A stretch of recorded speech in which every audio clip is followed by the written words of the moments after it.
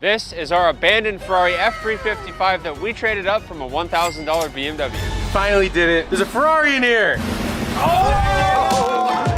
The Ferrari sat for 10 years untouched with the windows down. When I first saw the car, there was no joke, a bunny right here. I thought it was dead. We detailed the car inside and out, and we pulled the engine out for a complete inspection and diagnosis. Now's the moment of truth, because we're gonna put a socket on the front crank plate and see if this motor actually spins. Boy, ain't no way, boy. That's a really good sign. Now we have a complete engine harness that isn't chewed up. We have new belts on the way. Let's get to repairing this engine so we can fire it up for the first time in a long time. This engine harness is not just bolted to the engine like in most cars. Because the entire back half of the Ferrari drops out all at once, the harness can be fastened to the engine, transmission, and the subframe. Luckily, Ferrari uses standard P-clips here, which I can easily unbolt and remove as opposed to like an old plastic push clip. Getting the harness off the subframe and rear assembly is the first step to getting this harness replaced. I've got our harness off of the rear structure here. A lot of this stuff is kind of just mounted up to the sides, and these are the things that, like this is your ECU connector, a lot of the points that connect to the chassis side of the car. So now we've got that all free and tucked up over here. So now we're gonna start working into the engine itself and actually unplugging all this stuff, which is gonna be pretty trick because I've got a lot of connectors down there and all the harnesses are kind of routed down underneath a lot of coolant lines and hard lines and like oil lines and stuff. So it's gonna be pretty tricky to get some of this stuff out. This is why we're replacing it, because some rat just came in here and was like, oh, Thanksgiving, and now we don't have a Ferrari harness anymore. We got some grounds down there we need. Grab my trusty wrench. We're gonna go for this injector. Inside the valley of this V8 is packed with coolant channels, oil lines, and throttle linkages, giving me very little room to maneuver a harness through. So I've got most of the harnesses in the center in the valley pretty much unplugged, and now we have to move to kind of the front of the engine, get the alternator unplugged, get the cam position and crank position sensors undone, and get all of these harnesses off, and then start feeding things so that it can come through and then out the back of the engine. Yeah. The current harness I'm taking off is a power distribution harness, and this is one of the easier harnesses to take off. That's one harness, 1 out of 4. Let's go. There it is. Black Friday deals are live right now, guys. Sales on intakes, exhausts, wheels, suspension, body kits, interior parts, lights, and even merchandise. We just dropped some fresh new merch. We got super clean tees, we got new hats, we got new hoodies. Check it out. Every dollar you spend is gonna get you entered to win our Liberty Walk 2023 Nissan Z plus $20,000 in cash. Get entered, guys. Yeah, there's a Bluetooth connector right there. Oh, there's 2. Bluetooth connector means there's no wires connecting it. It means it's cut. A rat ate it, and now it's not a piece of the harness anymore, and so we can't use it, which means it's smoke. Harness number 2. This one even bad? No, this one's fine. This one's actually fine. We didn't even need to replace this one. So one thing about this setup is when I got the new harness, I started realizing is like, it's not just one engine harness. It's considered the engine harness, but it's actually like 4 different harnesses, so.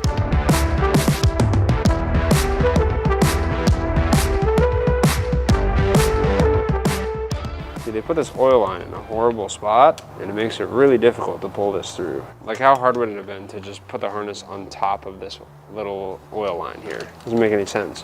Yeah, like, how is this connector gonna fit through this? This is the driver's side bank, except it's still attached to this harness because it's got a P-clip down there. So we gotta fish that sucker out. But technically, this is the engine harness for the driver's side. So that's out now. So now we got one more harness to get out. If you haven't already, make sure to subscribe to the throtl YouTube channel and turn on the bell notification so you don't miss a thing. We've got the complete old engine harness off. Now we're gonna start making sense of our new harness, and we've got 4 distinct harnesses going on. The Ferrari's a super weird setup. So obviously it's a V8, but from the engine management side, it has 2 ECUs. It's pretty much like one ECU runs this bank as like a standalone 4-cylinder, and then we have another 4-cylinder. So it's like you have 2 ECUs running 2 4-cylinders that happen to be on a shared crank, making it a V8. So it's a really weird setup, and so the harnesses reflect that. So we've got like one ECU side for like the driver's side, and we've got a completely separate harness set for the passenger side. So really kind of weird setup. I don't know where it like comes together because none of these harnesses attach. It must come together in the body harness, but it kind of plays like two different complete engine harnesses, which is really weird. So I've got a power distribution harness, and then I've got like a miscellaneous harness. This has like a coolant temp on it. It's got like reverse and oil pressure and like a starter wire. So I don't know if this is like an accessory harness. We've got like a whole bunch of different harnesses going together. And the only thing that really sucks about this is when they took this off, they took all my little metal pins and clips. So normally you'll have like, I already put this one on this one, but this little metal retention clip that holds it on. So you like plug it in, it goes, a nice little satisfying snap. They took all of them. They didn't give it to us. So I got to transfer all those from the other harness. All of our retention clips are on the new harnesses. Time to get them in. I'm gonna start with this one because I'm holding it already. The harness I'm installing currently is the accessory harness, and it runs part of the gauge cluster, the starter, alternator, controls the air conditioning, and reverse lights. The reason I started with this harness specifically is because this one is kind of the most chaotic because it's all over the place. So I've got a connector for the alternator, which is here. I've got a connector for the AC compressor, which is here. And then it's got like a bunch of transmission connectors on it. So it's kind of all over the engine bay at the same time. And this gives me the most room to kind of lay this one out because it's the most difficult. And then we'll do the power harness, then we'll get to our individual banks. Last one in the valley on this harness is that guy, and it's upside down. There we go. So now I can kind of give this a pull back because everything's plugged in up here. That'll kind of give us where we want to sit. So this guy kind of comes up and like sits over here like that. So we're gonna hold that there. Let's figure out where the rest of these go. So that is for the starter. Last thing I got to plug in on this harness is these right here. I believe this is an oil pressure sensor or switch or something. This might be for the dash. I'm not sure. The ones that are on there are broken, obviously, because they're not attached to a harness. And these ones are attached to a harness. We're going to put it on. I'm assuming it goes like that. I don't know. These things are so damaged, I can't identify which wire was supposed to be which one. So we're just going to throw it on. We got a 50-50 shot of getting it right. We're going to find out. That's kind of the way it wants to be. Moving on, harness number 2. We're going for the main power harness now. This is the main power distribution harness and is responsible for getting high amperage current to the starter and the alternator. This main power wire is directly connected to the car's 12-volt battery. That's it right there. Grab it. That's you. I got it. Pull her on. Pull her on through. Yeah, behind the timing belt. It is weird. That's alternator wire? Yes. This one hangs up here. This distribution block hangs like here. That's the old one. This is the new one. The new one. That's the old one's over there. It actually bolts. You can see the flange right up there. Yeah, I see it. So it kind of hangs out. Oh yeah! Power distribution harness is on. We got our accessory harness on. Now we're gonna go for our first bank harness. So I believe this is the driver's side harness because it's got, where is it? It's got this thing on it, and that is on that side, which means it was on the side of the motor. So we're gonna throw this on. This style of engine harness is completely different than anything I've ever dealt with before in the past, and is probably the most 90s thing about this car, having two separate ECUs to control one engine. Because it has two ECUs, this car has multiples of the same sensors. This Ferrari engine has 2 throttle position sensors, 3 independent coolant temp sensors, and 2 crank sensors. We've got the body of the harness positioned in the valley where it needs to be, so I've got it kind of mock P-clip down. So we're gonna start plugging everything in. I've got a few solenoids, I've got the TPS on this side, I've got 2 grounds I gotta do. Mickey's working on the crank sensor, and I think we're gonna get the injectors kind of in the space where they need to be. We're not actually gonna plug them in because I wanna oil prime the engine before we fire this thing off.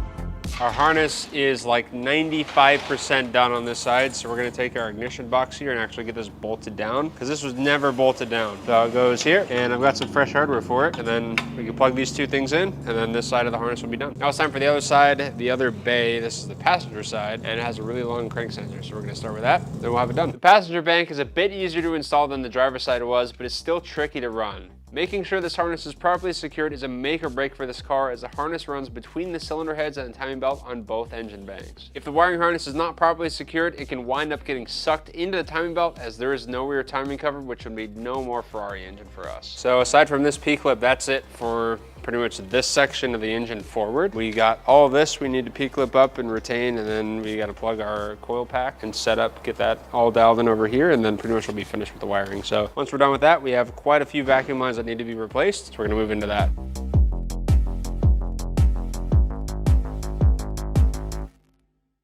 Wiring harness is completely replaced. We're good, baby. So all the connectors are here. Now we're gonna go by and replace a bunch of vacuum lines like this line right here. It's super crusty and that's not it. Obviously, there's been some rats. Look at that. There's literally chew marks on that. And then this one's broken and that one's broken and they're all broken. So this is pretty much worthless for being in a car. We're gonna replace it with some fresh new vacuum line that actually does its job correctly. I'm replacing these with a silicone vacuum line that will be much more durable than a factory rubber would ever be. Measuring and trimming them gives these new vacuum lines an OEM looking fit.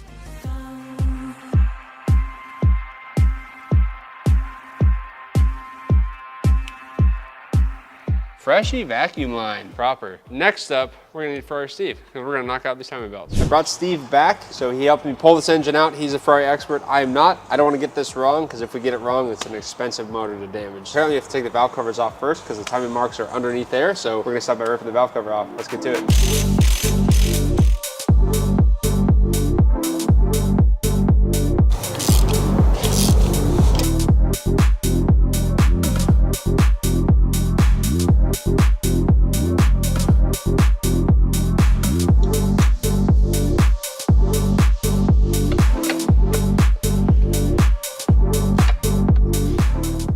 We've got the valve covers off the Ferrari engine and there's some weird observations. First of all, the timing marks are underneath the valve cover. So this little notch here and then the white line. So we're actually pretty freaking close to TDC already, which is interesting. But it is interesting that they put it underneath the valve cover. Another thing I noticed is it makes sense thinking about it now. This is a small displacement V8. Most engines that we work on and that we build here, you'll notice the cam cap is in between the two cam lobes on that cylinder, but here they're independent. And it's because the cylinders are so much smaller. If you look at the gap between the cam lobes, I don't know if you could fit that cap in between that.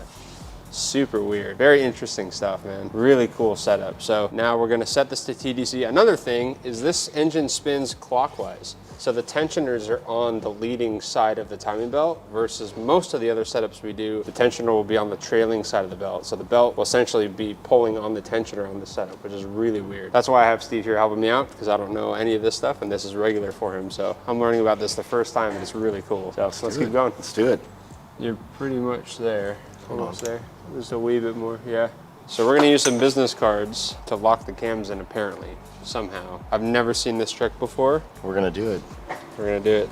Yeah, let me get some gloves. You're just gonna sandwich it in there and it's Yep, just gonna... it locks it in place. Not too tight though. How funny is that?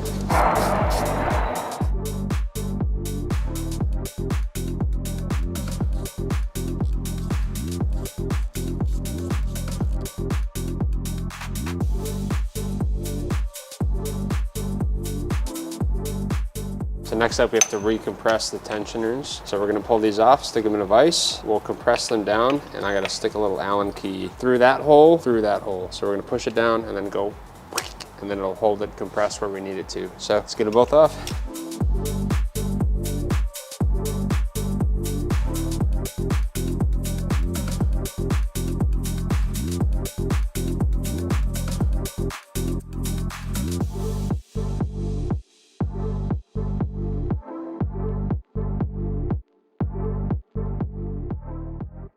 We've got new timing belts here. They're made by Dayco, but they have the Ferrari logo right on them, so they're special. So, ready to throw these on? Let's do it. All right, let's go.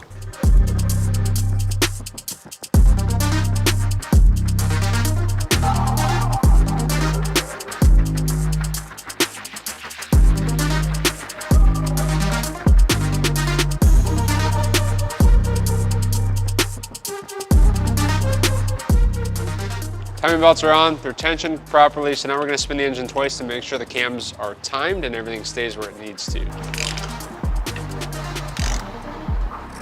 Our Ferrari engine is on time, everything feels good. We've got good tension on both belts, so now we're gonna pull the pins.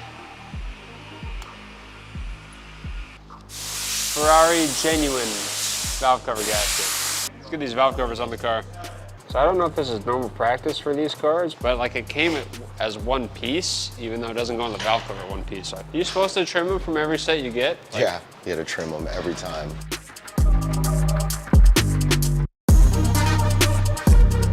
While Steven and I were working on the timing belt, Mickey and Ricky went ahead and got our valve covers repainted in the signature Ferrari wrinkle red. With the valve covers fully installed, we can now install our fresh, brand new set of spark plug wires and mock install our plug covers to finish out this portion of maintenance. Our valve covers are on. We still do have a few things to do. So one, when we go to start this engine for the first time, I want to oil prime everything, which means we're going to have the spark plugs out to get the load off of the connecting rod bearings until we have good oil pressure. Because this thing hasn't ran in 10 years, I don't want to risk starting it up and spinning a bearing immediately because it has no oil in it. And we got a fresh coat of paint on the covers, which look really nice. So now we're going to dress the front of the engine, get our covers back on, and get this thing finished up. The final things to install is our crankshaft front pulley. We can bolt down our freshly cleaned timing belt covers and install a brand new set of serpentine belts to finish out our Ferrari maintenance.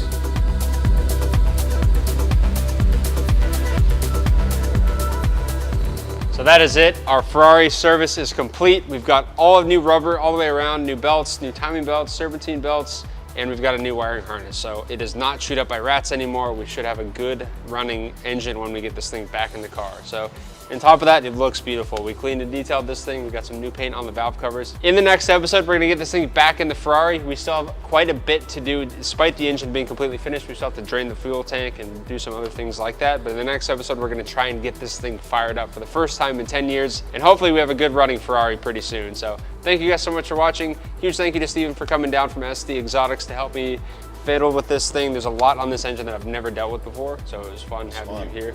Yeah, so thank you guys so much for watching. As always, don't forget to like, comment, subscribe, drop a comment down below on how you think this engine is going to turn out. We'll see you guys in the next episode.